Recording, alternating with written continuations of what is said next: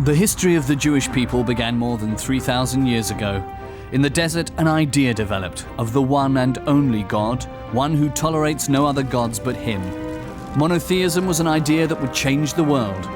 War and persecution scattered the Jews all around the world. It is a story of splendor and suffering that leads right up to the present day. They've left their mark as great thinkers, scientists, and artists. How did the Jews manage to maintain their identity over all these years?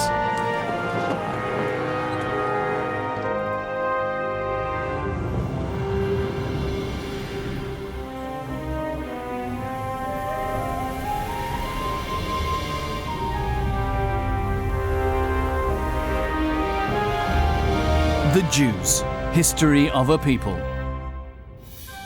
Part 2, Diaspora. The Romans ruled Judea. The king they installed, Herod, has died. Revolts break out. Herod had unified the kingdom, but now Rome divides the state. Jerusalem is in unrest. Religious parties are arguing about the occupation.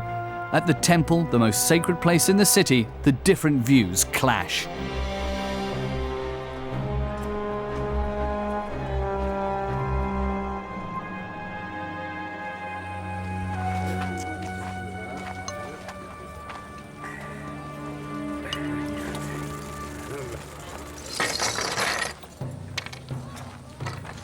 Many hope for the Messiah, a saviour promised by God. He will, so they believe, end this foreign rule and finally bring about eternal peace. Criticism of both the Roman occupation and the Jewish upper class and their relationship to religion is becoming louder. In particular, for devout Jews, the goings-on outside the temple are an affront to God.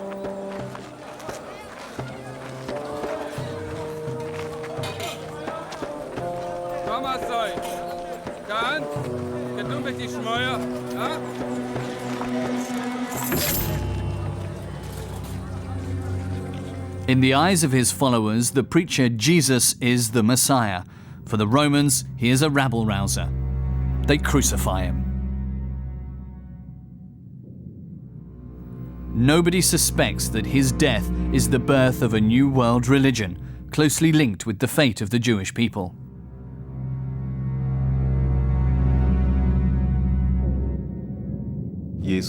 Unfortunately, Jesus is representative of the whole history of Christian anti-Judaism, because it was assumed that he was the Son of God, and the notion of his being the Messiah plays a central role in Christianity. Coupled with the rejection of Jesus by Judaism that says Jesus is not the Messiah, that naturally leads to this long history of Christian anti-Judaism that persists to this day.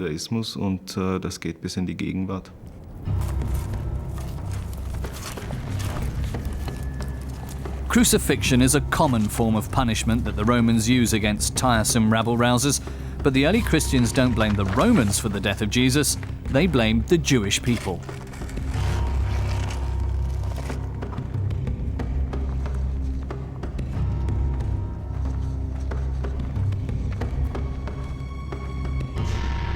For them, Judas Iscariot becomes the embodiment of the greedy traitor, and gradually he comes to be seen as the embodiment of the Jew, plain and simple. To this day, the fabricated caricature serves them as justification for their hostility to the Jews. That Jesus was a Jew himself is conveniently forgotten. A few decades later, the Zealots, a radical religious group, have taken over the power in Jerusalem. They want to liberate the land from the Romans.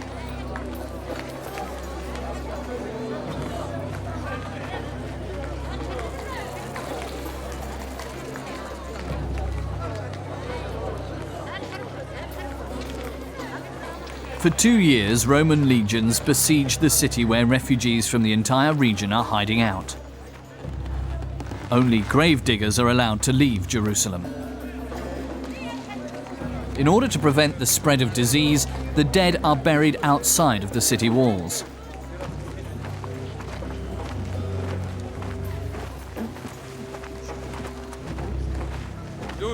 This time they're transporting a special load. The wise Rabbi Yohanan ben Zakkai has passed away, they claim, and their sorrow is immense.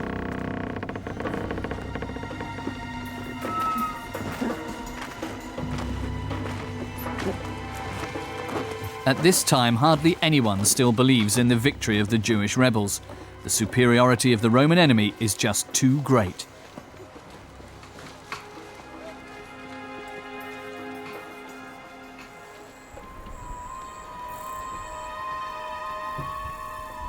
The further fate of the rabbi is recounted by a Jewish legend. So it happened that Yohanan ben Zakkai managed to escape from Jerusalem alive in a wooden coffin.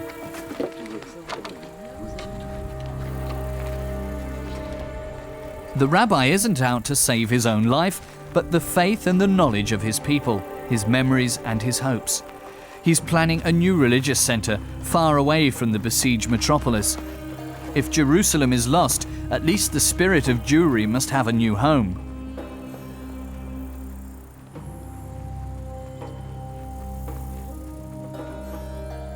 A little while later, the Romans occupy the city and destroy the temple. The Jewish chronicler Flavius Josephus writes, "The Temple Mount seemed to glow from the ground up because it was surrounded by fire, but even fuller than the river of flames were the rivers of blood that were flowing." The West Wall, also called the Wailing Wall, supported the Temple Plateau. Angels, so it was told by a Jewish legend, held their wings over it during the destruction of the temple. It is both a place for pilgrims and a synagogue. For centuries, Jews from all over the world have been attaching notes with wishes and prayers to the wall.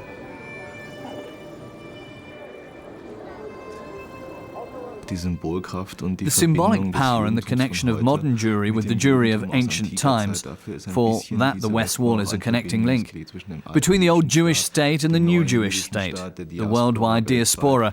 And I think this West Wall can't leave a single Jew in the whole world entirely cold, never mind how undevout or secular they say they are. Everyone who has ever been there or who is standing in front of this West Wall will start saying a prayer or perhaps even attaching a note to the wall. Und vielleicht sogar auch einen Zettel in die Mauer zu stecken. Today too, those praying repeat the psalm. If I forget thee, O Jerusalem, let my right hand forget her cunning. For most Jews, Jerusalem will always stay alive in their hearts. The chronicler Flavius Josephus reports that the Romans take 97,000 Jewish prisoners. Many end up on the imperial slave markets. The Roman Emperor Titus celebrates his victory with a triumphal procession through Rome. He's carrying the stolen temple treasures, the menorah, the seven-branched candelabra, and the trombones with him. The Arch of Titus in Rome commemorates this event. The monument is a triumphal arch and a warning at the same time. To this day, Jews refuse to pass through it. But what happened to the temple treasures? Flavius Josephus writes that the price of gold fell by 50% in the Middle East. That's how much Titus stole in Jerusalem.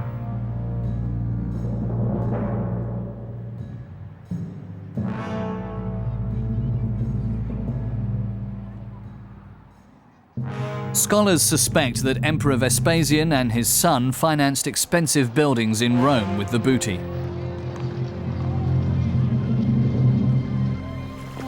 As Jerusalem falls, Yohanan ben Zakkai and his retinue are traveling to the Mediterranean coast. They intend to found the new religious center in the small town of Yavne.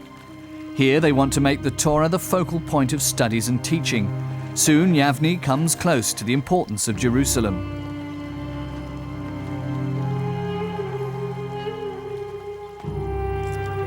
There are only speculations about the exact location of the religious academy.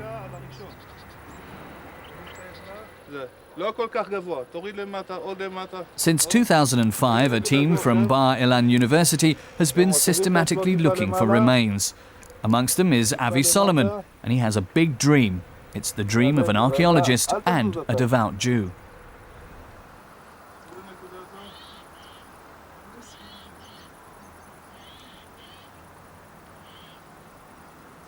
Rabbi Yohanan ben Zakkai renewed Judaism in Yavne. The religion that was organized around the temple became the religion that longed for the temple. That's why it'd be a big thing for me if after 2,000 years of diaspora and exile, I could find this place again where the tradition of this new form of the religion began. לכן, אם אחרי 2,000 שנות גלות אני אוכל לחזור למקום שבו התחילה המסורת של הגלות, בשבילי זה היה הדבר הגדול ביותר.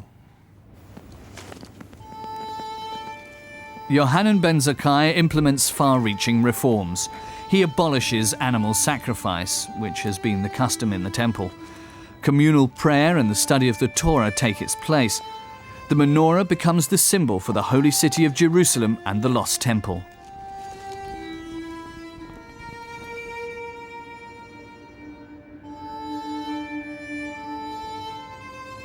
Some mosaics of the time are now in the Israel Museum in Jerusalem. They decorated the floors of ancient synagogues. That's the name given to the Jews' places of congregation, in which they also commemorate their history.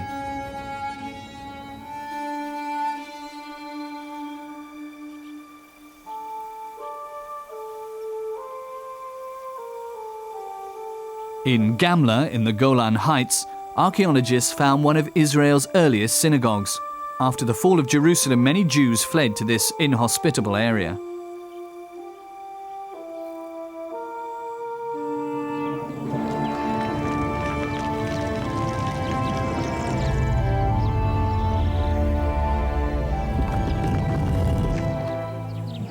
The form of the hall, the multi-leveled rows of benches and the structure of the columns are typical of synagogues dating back to this time. They're oriented towards Jerusalem, the holy city. Such houses of congregation already existed before the destruction of the temple, but now their significance changed. After the destruction, the synagogue gained a new meaning, a new purpose. And that purpose was the center for a new kind of worship. Prayer, of course, had always existed on an individual level, mostly spontaneous, but the rabbis sought to create a fixed sort of prayer, an obligatory prayer, which would take place at very specific times of day. And the rabbis themselves say quite explicitly that the prayers are meant to replace the sacrifices that were brought at the same times in the temple. To this day, the communal prayer is of great significance.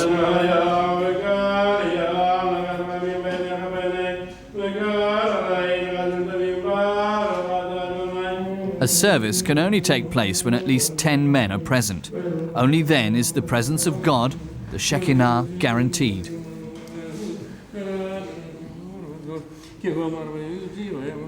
Any place could be a synagogue if Jews come together with a Torah for prayer.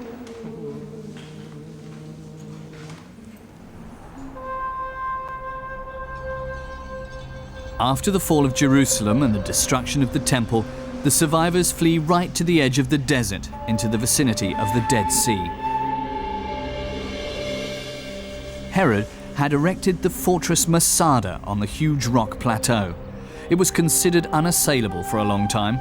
Already during the siege of Jerusalem, Jewish rebels had locked themselves into the mountain. It is their last haven.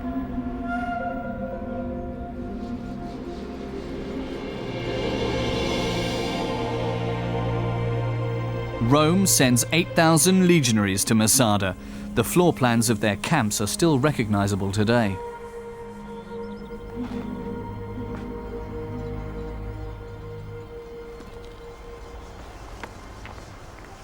The Jerusalem archaeologist Guy Stiebel is fascinated by the dramatic history of the siege of Masada. According to the Jewish chronicler Flavius Josephus, the siege ends in tragedy. The Jews were here after 7 years or 8 years of fighting in Judea. They knew what happened in Jerusalem. They knew what happened in Jodapata, at Gamla and other places. So they could not be optimistic. And when you realize that, it can actually lead you to the understanding of why they were thinking about committing suicide. I mean, as a possibility. Whether it happened or not, there's still a debate. But you can see the mood, the way of thinking. For 3 years, the besieged hold out. From above, they can closely watch all of the Roman actions and hear their voices.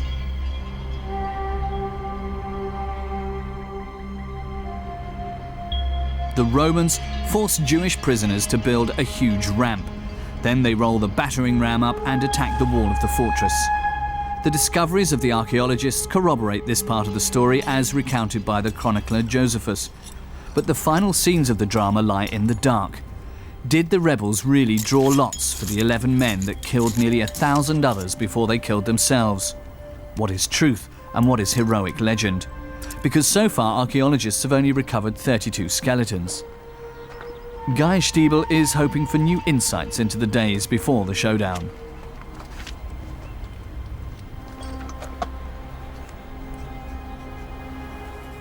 A large proportion of the finds are stored in the University of Jerusalem. Among them, 700 ostraka, inscribed clay shards. 11 of them have names.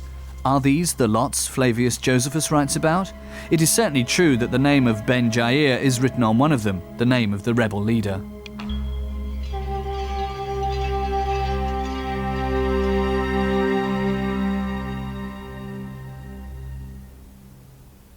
For me, the most exciting, I may say even emotional, discoveries that are being made at Masada are the inscriptions, and the fact that we have so many of them here, written in Hebrew, written here 2,000 years ago. And I think that if we speak about continuation, some in the 60s refer to as a resurrection of the dry bone, literally, such a fragment was actually found here. The fact that Jewish people came back to this land. So if you want to demonstrate the continuation, this string of life, if you wish, is for me is the fact that both my boys can read Hebrew letters that were written 2,000 years ago. Masada is a symbol of the Jews' perseverance.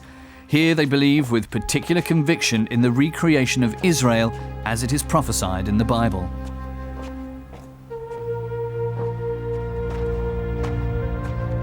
Particularly during the 1940s, Jews were drawn to this mysterious place.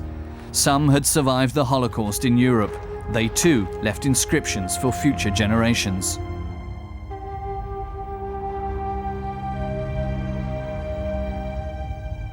And to this day, Israeli soldiers pledge in their swearing in, Masada must never be allowed to fall again.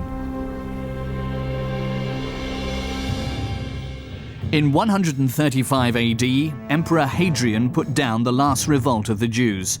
After the destruction of the temple, the Romans had already had coins stamped with the inscription Judea Capta, Judea captured.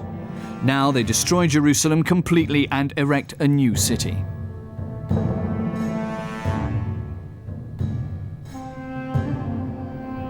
They rename the province of Judea Syria Palestina. Jews are prohibited from settling in this land. Many flee to already established communities. The Roman historian Strabo writes, "The last are already in nearly every city on earth, and it's not easy to find a place on this earth that doesn't house this people."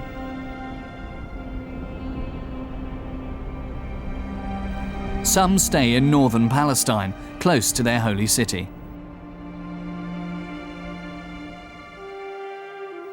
Bet Sherim in Galilee becomes the spiritual magnet in this region. It is possibly the site of the once famous yeshiva, the academy of Rabbi Judah Hanassi.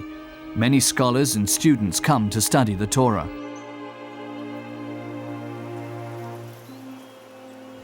זוהי דרך ישרה שיעבור לו האדם. כל שהיא תפארת לעושיה ותפארת לו מן האדם. והווה זהיר. Judah Hanassi also taught oral traditions. They have been handed down for generations. At the beginning of the 3rd century, Abba ben Avihu arrives in Bet Sherim. He comes from an important family in Babylon. His ancestry goes back to King David. Judah Hanassi becomes his teacher with a great goal. The time is coming when people will look for and not find guidance in the Torah, when they will look for and not find the teachings of the learned.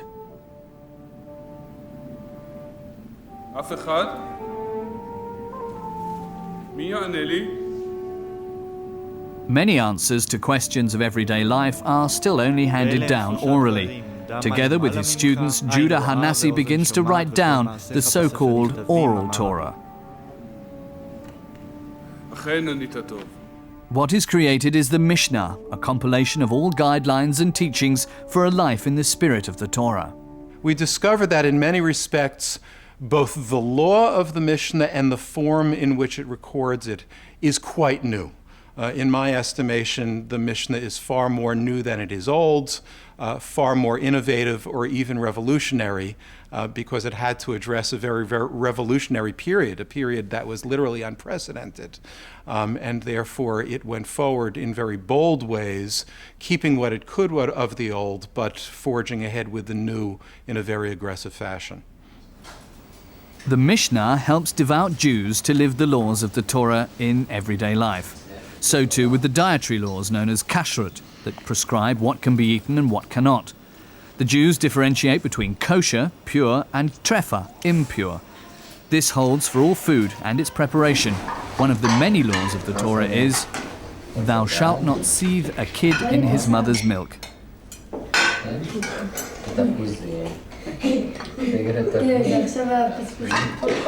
For the family from Jerusalem, that means that they mustn't cook and eat milk and meat together. At their table, there is no meal that combines these two.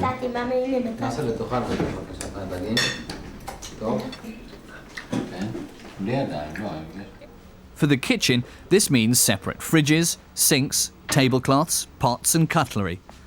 In the Jewish kindergarten Gan Israel in Berlin, two kitchen areas are completely separated because of this. On the left, they prepare milky things, and on the right, meaty things. Amongst animals, they also distinguish between pure and impure. Kosher are fish with scales, most poultry, and cloven-hoofed animals that chew the cud.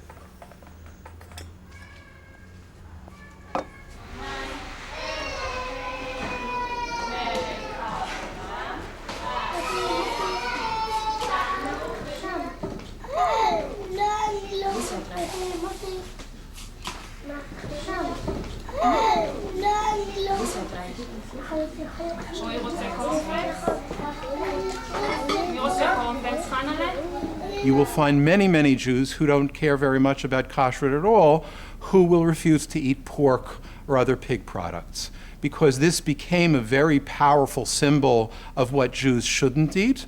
And even today, for those who don't care about the technicalities of the law, when Jews want to eat as Jews, that sometimes means something as simple as not eating the product of the pig. Kashrut also applies to drinks. Wine grower Christopher König from Alsace produces kosher wine. He's regularly visited by Gabi Jalosinski, a rabbi from Strasbourg who checks every production step. He alone is allowed to break the seal of the barrels. Because wine is only kosher when no non-Jew has come into contact with it. The Strasbourg congregation needs wine for ritual purposes and also trades in it. 2% of the proceeds go to the needy. That's another condition for the kosher label. We are a people of traditions. Respect of traditions is what mainly allowed the Jewish people to continue to exist to this day. If one were to try to modernize or modify our traditions, it would be the downfall of the Jewish people, even if you can sometimes ask yourself if they make sense.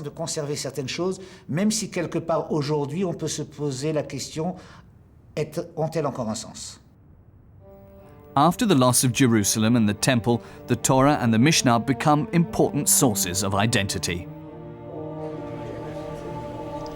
The Jews are now a nation without a land, but their writings ensure their unity as a religious community. Once a people of the Temple, they are now a people of the writings. Abba is appointed rabbi. Now he is allowed to make decisions in ritual questions and civil judgments. Thus distinguished, he returns to Babylon. He wants to bring his knowledge to the Jews of his homeland.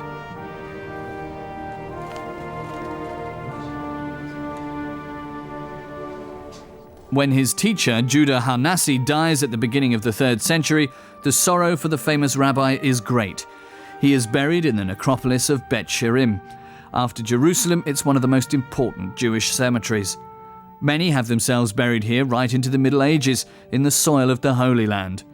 The mortal remains are brought from far away, from Syria, the Lebanon, Egypt, and Babylon.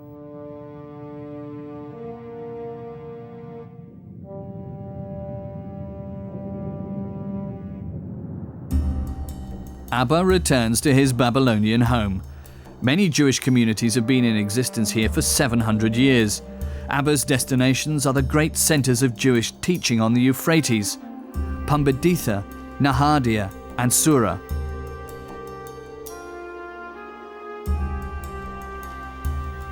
In Sura, the Jewish scholar founds an academy that's soon known as the Little Shrine. Abba makes the laws and rules from Eretz Israel, the land of Israel, known in Babylon. He's now called Rav, teacher of the entire diaspora. His authority is generally accepted.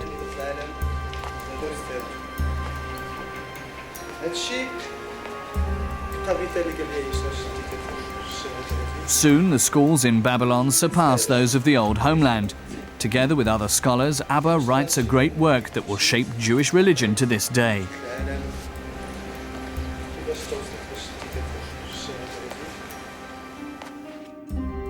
In its current form, the Babylonian Talmud, as it's called, contains 6,000 pages and addresses questions of all areas of life. It is made up of the Mishnah and commentaries from nearly 3,000 rabbis from 3 continents. A page resembles the cross-section of a tree trunk. In its center is the Mishnah, around it, like growth rings on trees, the commentaries from 7 centuries.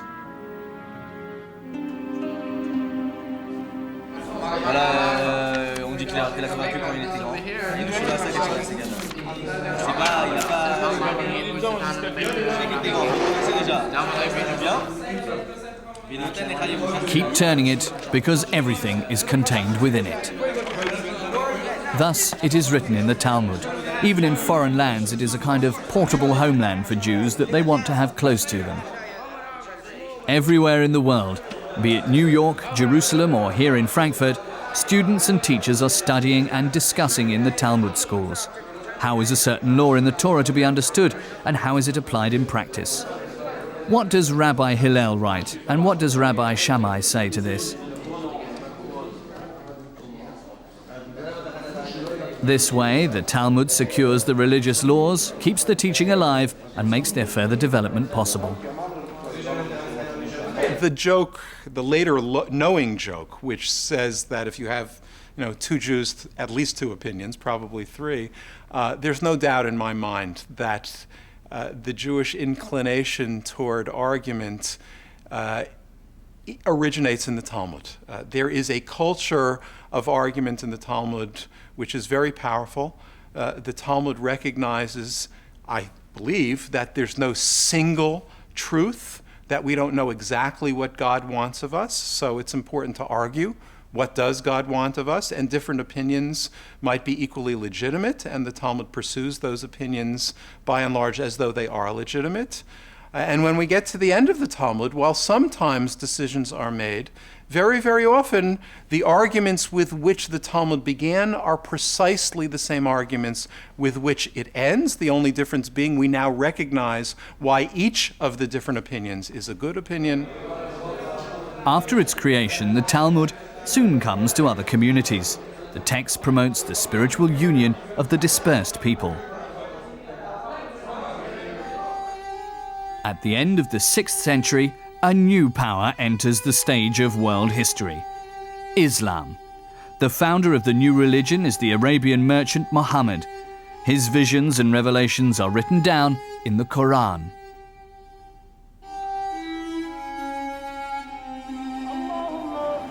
Muhammad dreams of a great religion that Jews and Christians are meant to follow too. When these don't accept him as a prophet, he changes his attitude. At first, he had wanted to make Jerusalem the religious center of Islam, but he now decides on his own birthplace, Mecca.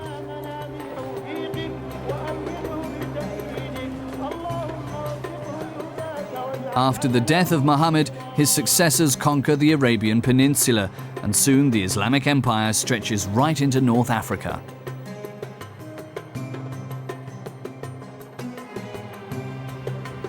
In 638 AD, Allah's warriors also conquered Jerusalem and renew the prohibition against Jews living in the city. As a symbol of their rule, the Muslims erect the Mosque of Omar on the Temple Mount. Here, Muhammad is said to have risen to heaven with his horse. After Mecca and Medina, Jerusalem also becomes a holy place of Islam. The Arabic Empire, or Islamic Empire, was prosperous and powerful. We often don't realize that between the 8th and the 12th or 13th century, it was the focal point of culture and wealth for the entire Western world. The Jews were part of that, so they quite naturally prospered along with it, and they achieved the kind of cultural level that went along with being part of a very culturally sophisticated environment.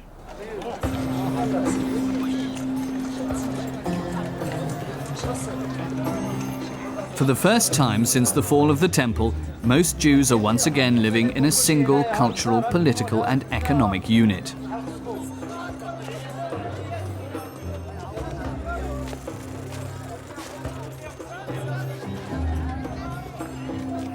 They are allowed to move around freely in the country and practice their religion as long as they abide by the law. Because for the Muslim ruler, they are a people of the book and thus dhimmis, protected persons, as it is written in the Quran. Those who injure a dhimmi injure me, and those who injure me have injured Allah.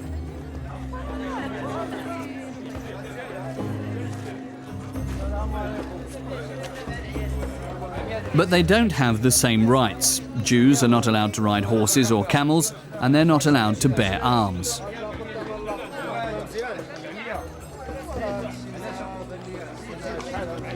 Whenever they meet a Muslim, they have to greet him reverently.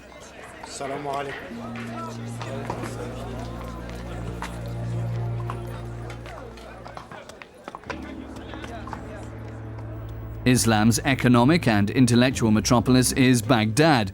The city becomes an important cultural and religious center for Jews too. Even in 1948, a quarter of Baghdad's population is still Jewish. 3 years later, hundreds of thousands of Jews are expelled from Iraq into the newly founded state of Israel.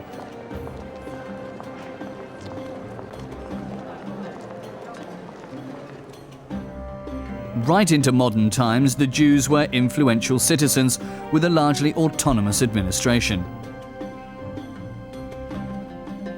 At the same time, Baghdad is an important religious reference point for Jews in the entire Muslim region. The advice of the Gaon, the leader of the Jewish community, carries weight.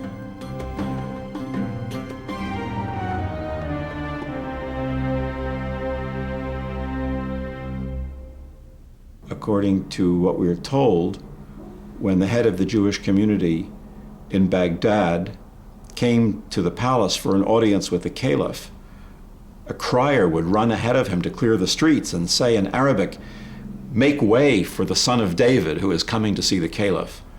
It may be an imaginary picture, but it's a very charming one because it illustrates the high status that the leader of the Jewish community had as a kind of a quasi-royalty in the Islamic world.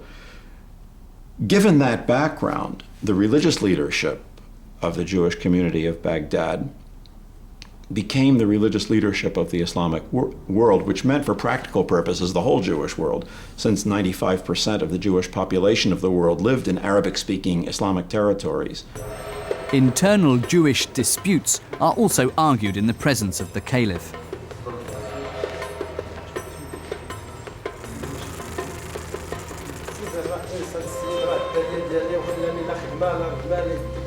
For example, the central Jewish confrontation of the Middle Ages. The leader of the Jews in Babylon, the Gaon, disputes with the leader of the Academy in Jerusalem for the right to determine the time of the new moon. Finally, Babylon wins through.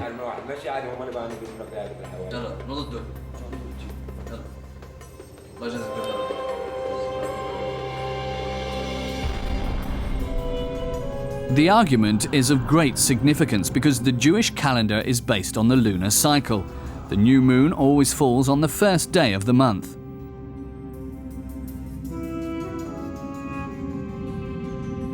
The person who determines the time of the new moon makes decisions about the calendar and therefore also decides when Jews all around the world keep their festivals.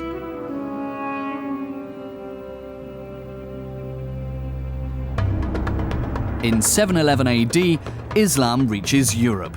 The armies of the Moors and the Berbers conquer the Iberian Peninsula. They will not finally be dislodged for nearly 800 years.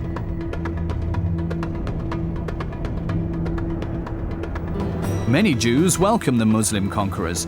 They've been settled here since Roman times and proudly call themselves Sephardim, after the Hebrew word for Spain. They're hoping for an end to the oppression by the Christian rulers.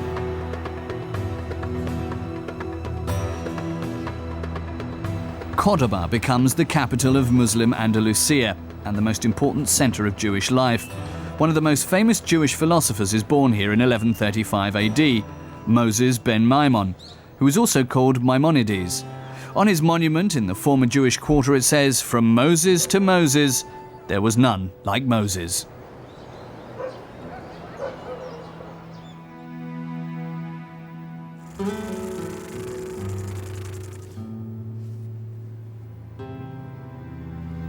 Even as a child, Maimonides displayed his insatiable thirst for knowledge. He was fascinated by his father's library: scriptures, Greek philosophers, scientific treatises, and Arabic poetry. Later, Maimonides wrote, "I devoured every book belonging to my father, bless him, that I could lay my hands on." His father is his first teacher. He works at the rabbinical court and studies under the most famous intellectuals. During the lifetime of Maimonides, Cordoba, the Pearl of Al-Andalus, embodies everything that once defined Islamic Spain. The third largest mosque in the world, the Mezquita, was built here in the 8th century. It speaks of friendly and fruitful coexistence of the different religions. The Caliphate style combines Roman, Gothic, Byzantine, Syrian and Persian elements. This was the origin of medieval Moorish architecture in Spain.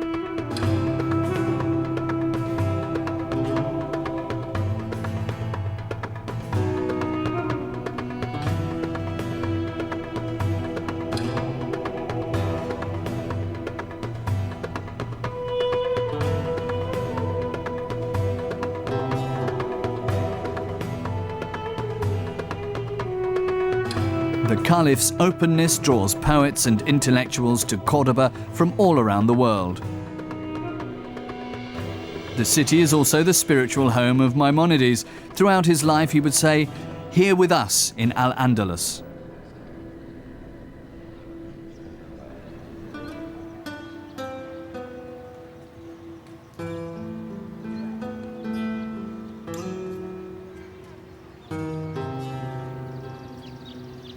The quarter in which the Jews live is called La Juderia in Spanish. Here is one of the oldest still extant synagogues in Spain. Like all synagogues, it's not directly accessible from the street, but only through a small inner courtyard. The architecture of the building, which was constructed in 1315 AD, shows how well the Jews adapted to their Muslim surroundings.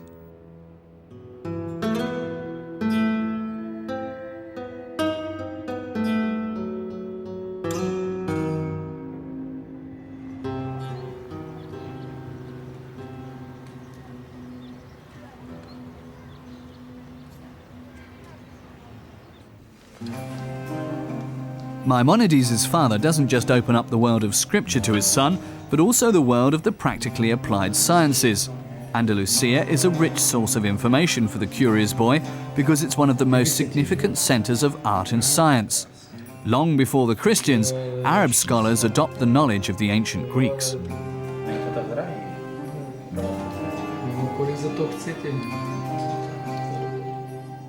Arabs develop instruments that have been known since ancient times: astrolabes, instruments used for determining the position of celestial bodies and calculating the time. Moorish Spain plays an important role in the rebirth of ancient knowledge. It's the interface between Arabic culture and Christian Europe. As the Middle Ages progress, it is from Andalusia that the knowledge of the ancient world spreads across Europe.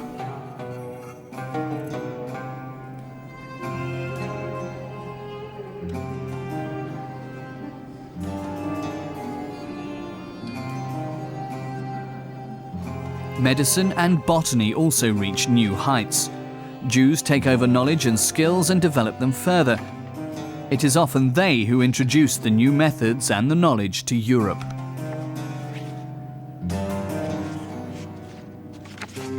Jews bore Arabic names and read Arabic books, and they became cultured in the way that Arabs were cultured, which meant that they acquired a knowledge of Arabic literature and of the sciences, because these scientific works, Greek scientific works, very quickly became available in Arabic. And having one language from one end of the Mediterranean to the other, information could pass quickly and easily. And like the rest of the Mediterranean, the Jews were brought together into one large cultural entity. The largely peaceful coexistence ends in 1147. A radical Muslim sect, the Almohads, comes to the Iberian Peninsula from Maghreb. They demand that all those of other faiths convert to Islam.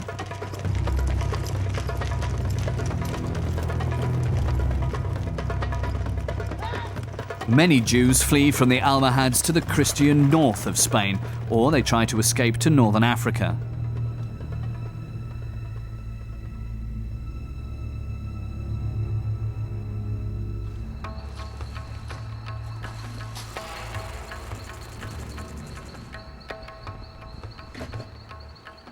Maimonides and his family have to flee too. Christians and Jews are both faced by a stark choice: convert or emigrate. Later, Maimonides writes, "A Jew has to leave a country when he is forced to break the divine law. Under no circumstances should he stay in a place where he would be forced to convert. Whoever stays in such a place desecrates the divine name." The family is on the run for the next 10 years.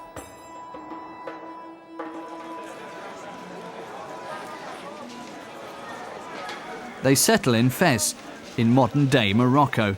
During the Middle Ages, the town is considered an important cultural centre of the Islamic world. It doesn't look very different now from what it looked like then. Even the craftsmen work just as they did when Maimonides was alive.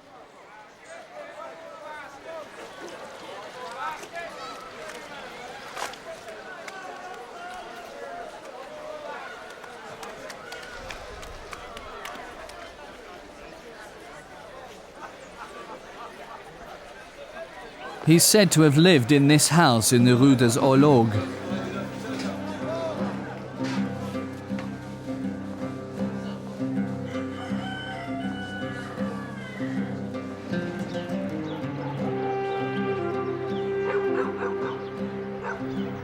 A good 200 years later, most of North Africa's Jews were living in this quarter. In Arabic, it's called Mela, because the soil here is particularly salty. Until a few decades ago, there were synagogues, communal kitchens, ritual baths and schools.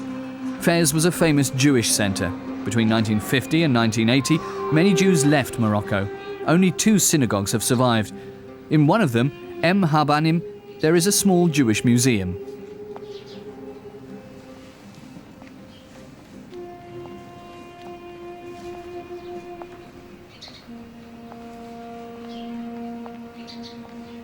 Edmund Gabay collects everything linked with Jewish life in Fez.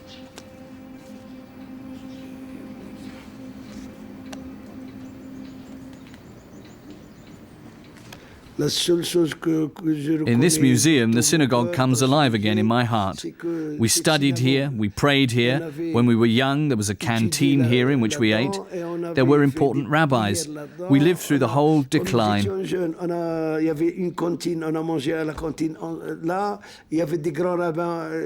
Every time when I look at something, it reminds me of what happened between the time of my youth and today.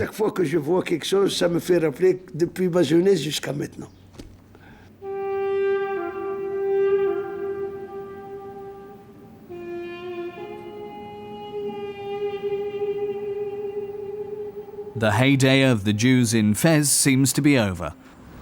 Around 1950, 30,000 Jews still lived here. Today it's only some 300.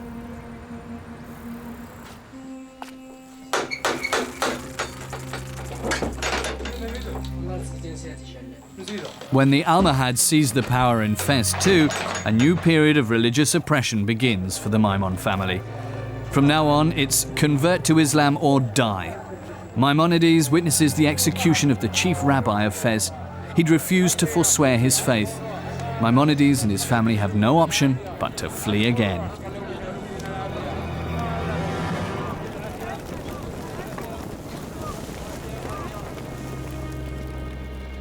This time they embark on a very long and dangerous journey. First they spend 28 days on a ship, and then they continue on foot.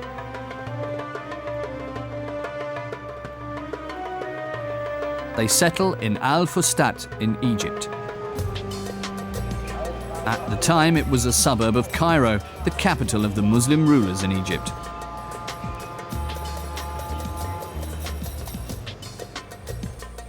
By 1100 AD, 7,000 Jews from all around the world have settled here. There are 3 Jewish congregations in Fustat. Each has its own synagogue.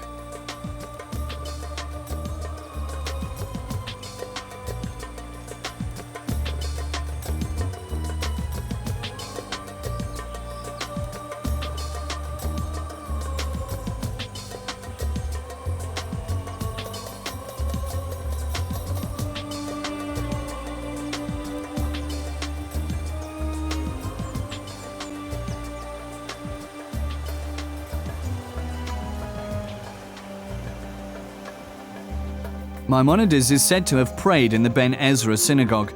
According to legend, this is where Moses had drifted ashore in a basket as a baby. The Jews bought the land and built a synagogue on this biblical site. During renovation works at the end of the 19th century, a sensational discovery came to light. In the interior, they found a storage room for old manuscripts. Many synagogues have such a geniza, as it's called, because it's the custom not to destroy manuscripts that contain God's name. But this was the first time that documents were found that date back to the early Middle Ages. In Cambridge, the specialist for Talmud studies, Salomon Schechter, heard about the unique discovery. For weeks he studied the documents in Cairo and selected those of scholarly interest. Finally, he filled over 30 bags and boxes with material from the geniza. He took his spectacular loot to Cambridge. It's still in the university library. 140,000 fragments, religious texts, letters, poems, wedding documents, children's drawings, recipes, checks, and even writings by Maimonides. They give an insight into nearly 1,000 years of Jewish history. Into not just the religious, but also the everyday life of the Jews.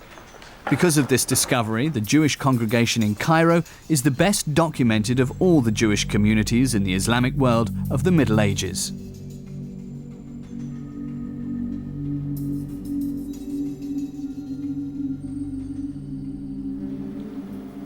Another important part of the Geniza collection found its way to the Jewish Theological Seminary in New York.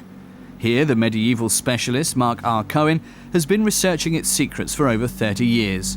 He inspected the manuscripts for the university and put the numerous fragments together in a meaningful way.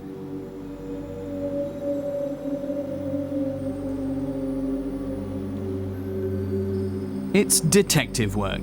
He's particularly fascinated by Maimonides' private letters.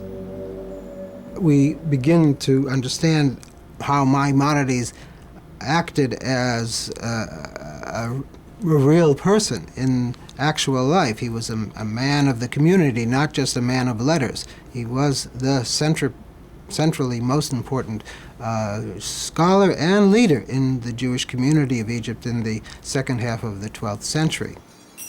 To earn his living, Maimonides works as a doctor. He wants to comprehend God as much as is humanly possible. Alongside the other sciences, medicine is one of the most exquisite God-serving occupations, a widespread view amongst Jewish intellectuals, many of whom also work as doctors.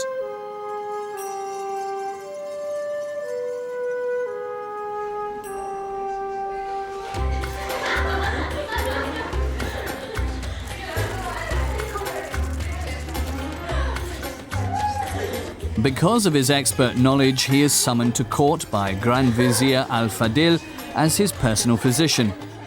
Maimonides visits his patient nearly every day in his palace in Cairo, where he also treats the women of the harem. In a letter that was also found in the Geniza, he described a typical day.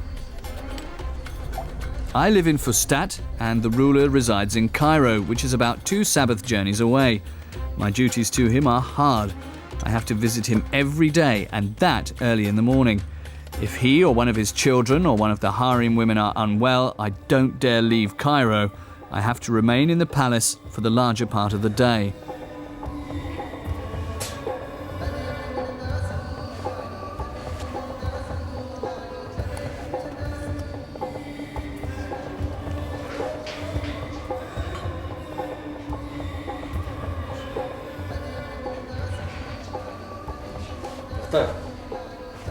At night, I am so tired that I can hardly speak. That's why no Israelite can have a private conversation with me except on the Sabbath.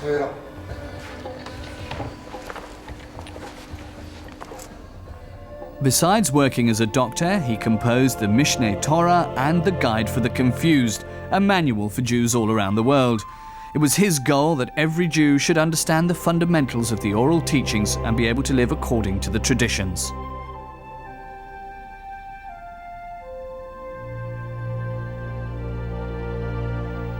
Maimonides died on the 13th of December 1204 at the age of 69. In Jewish communities all around the world, they mourn his death. Even today, he's considered one of the greatest Jewish intellectuals and the most outstanding representative of the Sephardim, the Spanish Jews.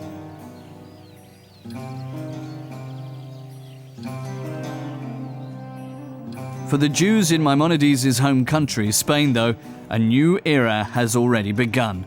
Christian rulers reconquer the Muslim cities. The Sephardic Jews are faced by a new challenge in their confrontation with Christianity.